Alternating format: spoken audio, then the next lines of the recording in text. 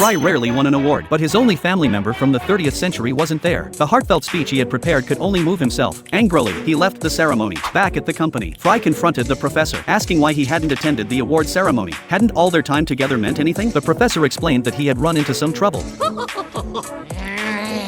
Zwaberg suggested, how about a different relative? He then released the elderly prisoners from the Death Star, explaining that the professor's parents might still be alive in that virtual world. So, they immediately boarded a spaceship and flew to the Death Star. Driving a shuttle through the towering buildings, they saw countless elderly people lying quietly in boxes, nourished through tubes. Their only purpose was to serve as batteries generating power. The group couldn't help but comment on what a useless invention it was. They reached the box containing the professor's parents. Bender handed Fry and Leela a headset, connected the data cables, and flipped the switch.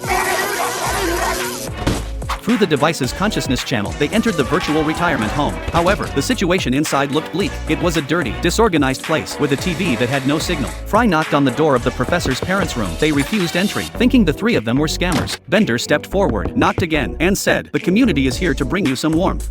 Oh, come in, come in! Fry explained his relationship with the professor, omitting the fact that he was a time traveler for easier understanding. He introduced himself as their grandson and spent time with them. The three chatted happily for a long while. After the visit, they returned to the real world, but on their way out, Fry accidentally knocked over the pipe, which triggered a robot guard's pursuit. Leela started the spaceship, but suddenly the battery died.